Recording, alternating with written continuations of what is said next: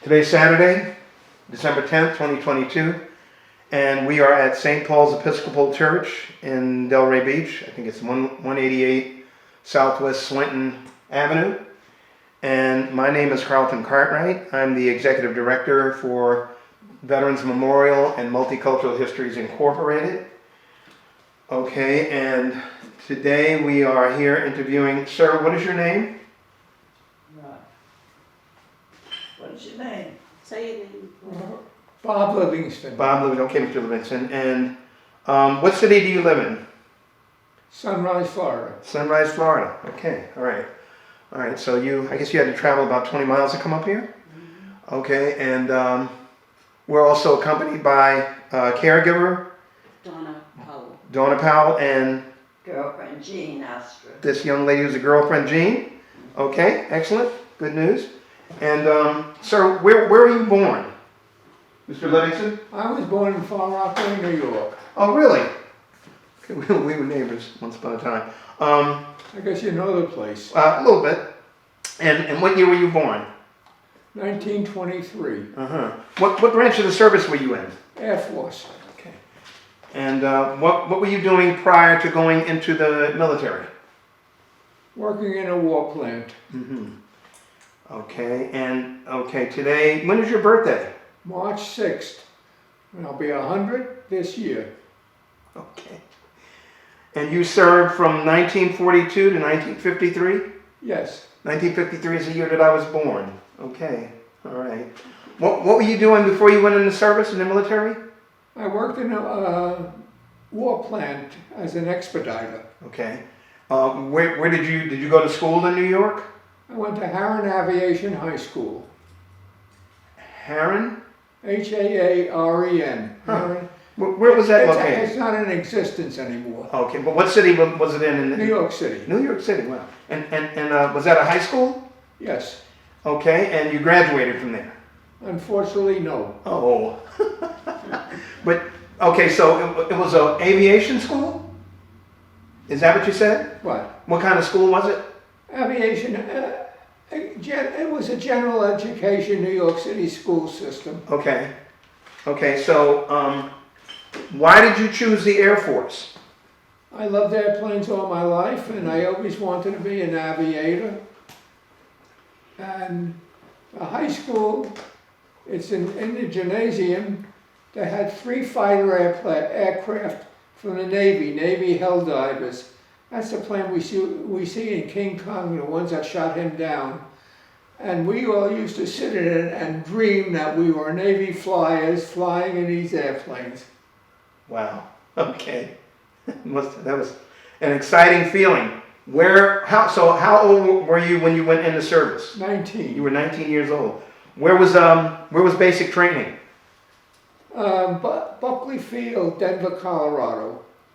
Okay, basic training. How long was basic training? Do you remember? You know, it was very short because there was the war on and they needed us badly at that time. So Okay. Training was very short. KP duties were short. Everything was short to get us through schooling. Okay. What were your training instructors like? Most of them were former Navy flyers. Uh-huh. And that left quite an impression on us when they used to talk about their duties and what they did. But you're talking about flight school, right? Yes. I'm talking It about. wasn't a flight school, it was a high school. Okay, no. Well, I'm talking about after you went into the military. All right, so I'm talking about your training, your military training instructors. I went to armament school in Denver, Colorado. Okay. Field. And that was your first base? That was my first base. Yes. Okay. So I'm talking about like basic training. Well, we had basic, but it was really a school. They needed us badly, and they had to get us through it in a hurry. Gotcha. Okay, I understand. I understand totally. Okay, that's better. Okay, so how long was that training in Colorado? It was a high school, but I quit school because I wanted to finish working in a war plant for a while, making some money. Okay. And then after that, I decided to join the service, which I did. Okay, beautiful. And I forged my mother's signature on the consent papers because 9 out of 10 of us were doing that. Ah, And the instructors knew that they were doing that. right. And it would just say, make sure it's careful when you get your parents' signature. Gotcha. Gotcha. Okay, so in Colorado, how long was that training? 6 months? Approximately 4 months. 4 months. Okay, were there any injuries, any casualties, anybody get hurt? No, No. Okay, good. So, where was your next duty station? we formed the bomb group Mm-hmm. in El Paso, Biggs Field, El Paso, Texas, Okay, in it must have been November 1942. right. Okay, and so you went to Texas, right? I went to Texas. How long were you there? We were training about 3 months to get us to know what the planes were like and what we had to do. Okay, and so how long was that training? You said 3 months? 3 months. Okay, all right, so you're approximately there, okay, for 12 weeks, 12 weeks training. Hopefully nobody got hurt during that period No of one time? got hurt. How was the food? I love the Army, so everything was good with me. Okay, all right, all right. Did you get to get any R&R while you were there in Texas? Rest and recuperation. Yeah, did you go out on the town or? Oh, we used to go to Denver all the time. Oh, really? Okay, okay. What was that like? How was that? It was beautiful. It was a nice town to be in. It was we were away from Mama, so Mama didn't have to tell us what time to come home at night or anything. Right, right. And it was a military town. They had 2 airports next to each other, Buckley Field and Lowry Field. Uh-huh. And they were right across the street from each other, so there was a lot of airmen around. And we got our basic training on the planes to learn how to load the bombs, ammunition, and what the planes were all about. Okay, so now, were you a pilot? No, I was a gunner. You were a gunner. Okay, and I have a couple of questions here. Well, I'll tell you a very interesting story. Go ahead, How have I at it. became a gunner. I tried to get in gunnery school right after the armament school was finished. Right. And I went to and no one would take me because I was 240 pounds, and the Marines, Navy, and Coast Guard had a weight limit of 180 pounds. And I would come up there and they would, no uncertain language would say, "You're too goddamn fat. We don't want you." Right. Fortunately, the Army decided to take me. And being I volunteered in, they had to put me in the branch of service. That was the law. But I picked the Air Force because I loved airplanes. And I was put into armament school in Buckley Field, Denver, Colorado, Mm-hmm. where we learned what a machine gun was, where the bullets came out and how many to load them and fix them. Okay, so, and I know I keep asking because it is important, but throughout that training as I'll say an ordnance professional, nobody got hurt? No one got hurt. Good, that's good news. And so, okay, so you did explain how you moved from being on the ground crew. You went from ground crew to being a gunner, correct? Well, we were overseas. We went over early. Where were you overseas? Where? An airfield they call Polebrook, England. Hmm. I was over there for 26 months. Oh, okay, just over 2 years. Yes. And what year was that? Do you remember? We went over in 43, the early part of 1943. Okay. And when the war was over in Europe, we were still at the base there. And they flew us home to go to the Pacific, to train on the Pacific. They had to get the bombers out of England, so they put the regular crew of 10 men on a B-17 to fly the plane and man the plane, and 10 of us were passengers just to get the troops back into the United States and teach us how and let us know how the service was and what they expected for us to do. We had a long way home where we landed in Wales, from Polbrook, my airfield to Wales. Unfortunately, in Wales, one of the planes in a fog hit a mountain and it killed the 20 people aboard, the crew and the passengers. We were all very disheartened when that happened because we knew these people very well for 2.5 years of fighting with the, flying with them, comradeship, and loading the planes up with them. It was a very sad experience. Sure. Coming home, we landed in Iceland, Greenland, and we finally landed in not Buckley Field, in Denver, Colorado. Oh, I was thinking of it. If you can't remember exactly, it's not a problem. No. Where did I leave off? I'm sorry. You landed, so, okay. Bradley Field, Bradley Field in Denver, Colorado. We landed there. Right. And then they shift us around to different parts of the states to go into other outfits, to form other outfits. I was in Peyote, Texas. Peyote had the name of the Rattlesnake Bomber Base. Wow. So they had it on newspapers and everything else on that bannerhead. And we were training on B-29s when the atomic bombs were dropped and the war was over. What year was that? 1945. Yeah, I got more questions for you. It's a very interesting story. 1945 is the year that they dropped the bomb? Yes. That was in Nagasaki, in the Asian theater. Hiroshima and Nagasaki. Right.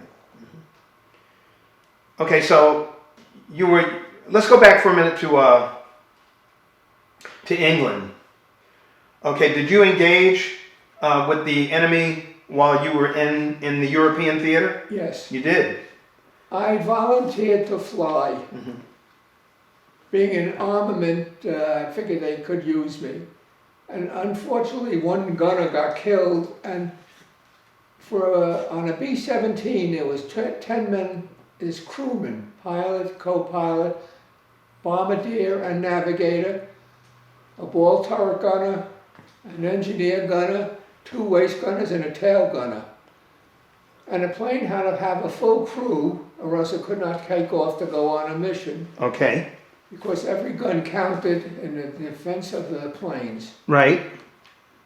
So, I volunteered to fly, and unfortunately a gunner got killed. 12 o'clock at night, the barracks light up and I hear a call, "Livingston, where are you?" What do I do now? I'm looking around. "You're flying tomorrow." "What do you mean I'm flying?" "You're a gunner."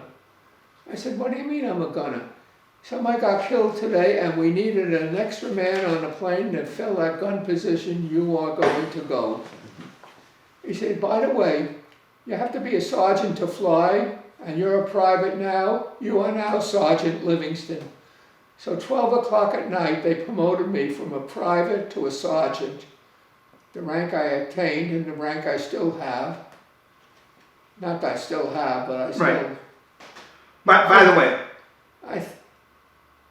what rank were you when you did separate from the military? I was a private, then when they promoted me to fly the next day, they made me a sergeant at 12 o'clock at night. I was promoted right on the spot. Mm-hmm. They gave me a pair of chevrons to sew on a uniform.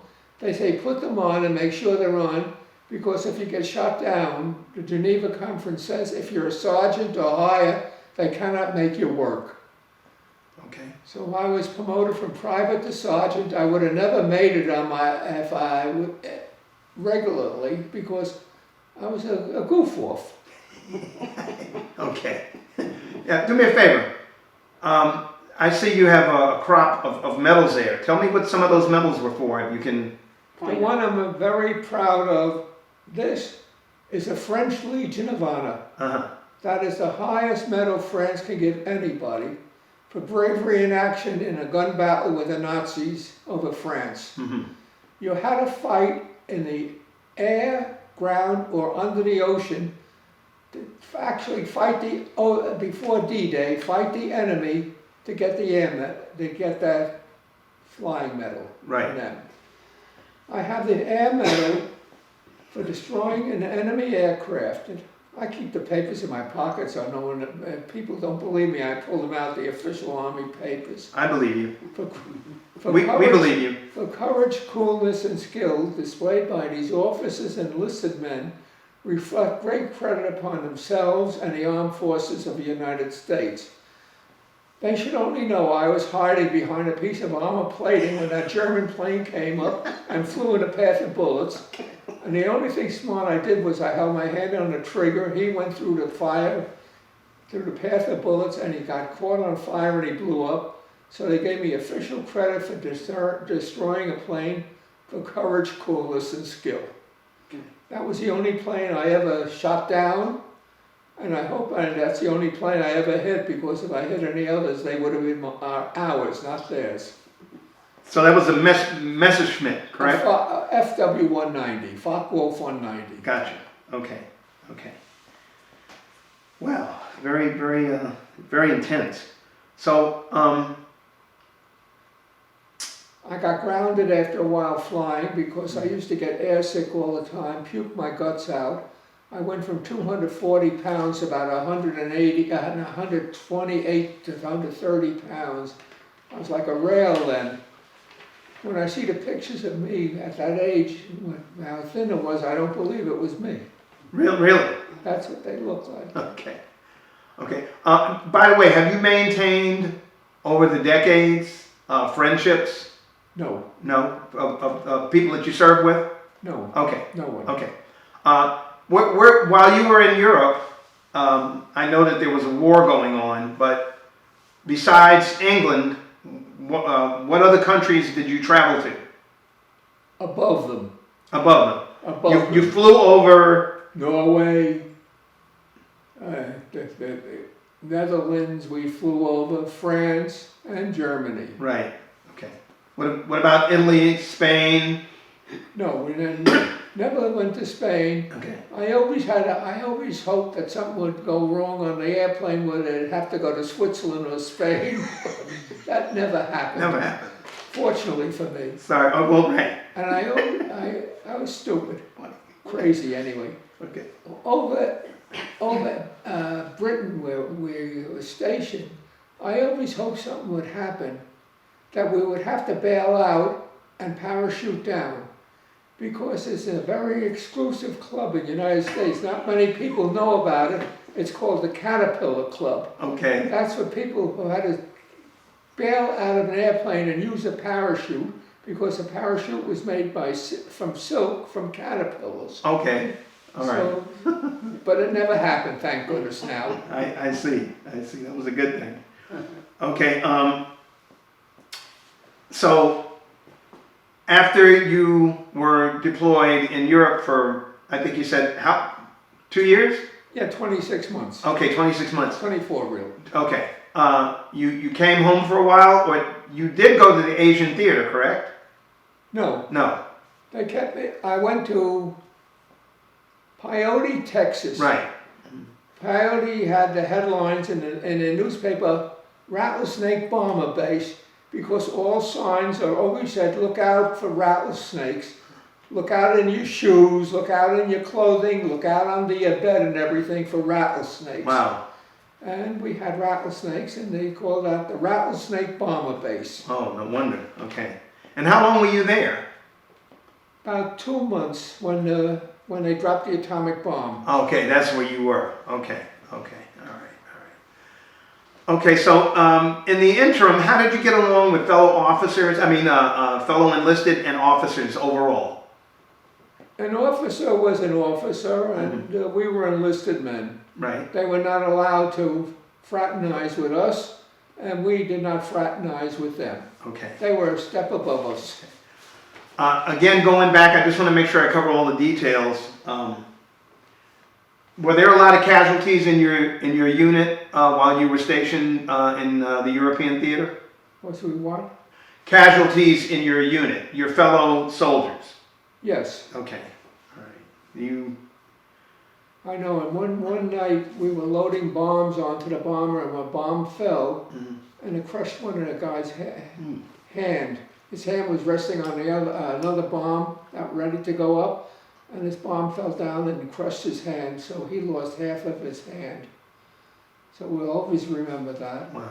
And they all drove like crazies because you didn't have to take a test for an auto license, and they're all crazy, and there was a lot of auto accidents there. A lot of what? Auto Auto accidents? Oh, on the base with the trucks and the Jeeps.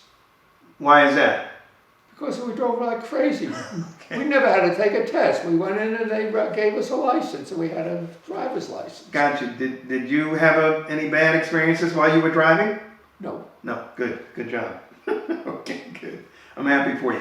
I see your hat says World War II Korea. That's why I kept asking you about, had you been to the Asian theater? I was in the inactive reserves from 1945 to 1951. Ah. And then they activated me. But that was during the war in Korea. And they kept the reservists who were activated in the United States as part of the defense of the United States when they sent the regulars over to fight over there. So I never got out of the States for Korea, but I was in for 15 months during the Korean conflict. Ah, okay. And they activated the outfit. I lived on Long Island, and we had Mitchell Air Force Base there. Right. That's where we were sent, and that was not a fighter base. It was a troop carrier base, and they had no need for gunners on a base like that. But they had us there, and I was part of that unit. So it was very funny. Troop carriers training, no training as troop carrier, what to do. As training as a gunner and working in the troop carrier. They put me in a blacksmith shop, which I loved. I learned welding. I learned the difference between metals, hard steel, and soft steel, which no one would know the difference unless you studied it and learned it. And I think it was the most marvelous experience out. Okay, so when you separated finally, what year was that? 53?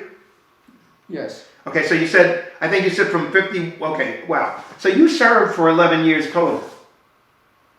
I served From 42 to 53? active service from 1942 to 1945. I was in the reserves from 1945 to 1951. 1951, a little letter came in the mail one day. You were being reactivated. You will report to Mitchell Field, certain date, for active duty. Right. And then I would call back. I was in for 15 months at that time. Okay, so where were you when you finally did that last tour? Where were you stationed? Mitchell Field. Okay.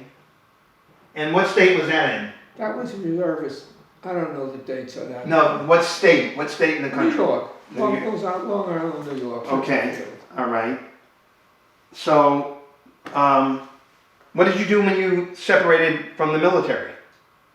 I answered an ad in the newspaper for a mechanic in New York City, and it happened to be the company called Diebold Incorporated, which was a manufacturer of bank vaults and safes. So they made me a legitimate locksmith and safe cracker to work on safes and fix them, open them up when the mechanism would break, and general repair maintenance work in the banks. Okay. And how long, who'd you do that for? What company? Diebold Incorporated. And how long were you with them? 39 3/4 years. Congratulations. Okay. So you retired from them? I retired from them, yes. I was a mechanic. I carried a toolbox for 15 years. I was a service manager in Long Island for 10 years. For who? For Diebold. Well, everything was Diebold. What was the name of that company? Diebold. Diebold. Okay. Oh yeah, they're a big company, right? And I was with them for 39 and a half years. I started as a mechanic and I ended up in regional marketing with bankers, to deal with bankers, to try to sell my company to the bankers to do the work on their safes and vaults. And I love the company too. I love the service. I just enjoyed it. Good for you. While you were in the military, did you have any problems staying in touch with your family?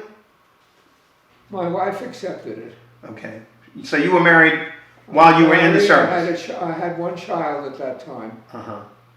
But she was very conservative, and she said, we'll get along, we'll manage, and we did manage. Good for you. Good. Okay.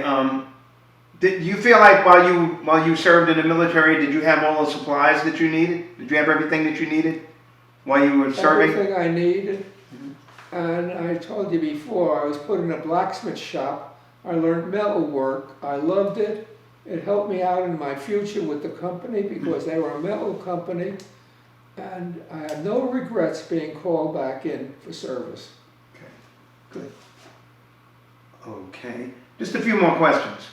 Oh, by the way, did you use your GI Bill for anything while you were in the service or after the service, for education, for housing, for anything? Nothing. Nothing, okay. I believe that the government couldn't do, at that time, I believe the government couldn't do anything wrong. I was one of those believers At that time? at that time. Okay, I'm not going to answer what goes on now. okay, that's a good one. So tell me, overall, in your estimation, what kind of influence or effect did your military service have on you? Overall. Military, Mhm. it took me away from Mama. Okay. All of a sudden, I had to make my own decisions and my own, what I wanted to do and what I wanted to be. I had to make that decision. I didn't have Mama tell me, you have to do this and have to do that, or you have to work for Uncle Charlie. Okay. Did your military experience influence your thinking about war or about the military in general? I can remember, because I was in a shooting war.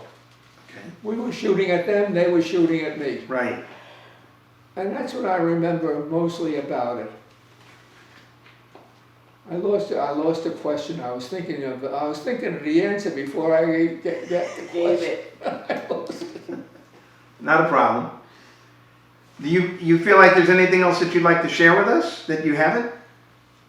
Yes, I think that every young person should be in the military for a year or 15 months. It's marvelous training. You grow up in a hurry, and you learn what life is and what it could be. I totally understand. Well, I would like to thank you for a wonderful interview. I also want to thank you for your service.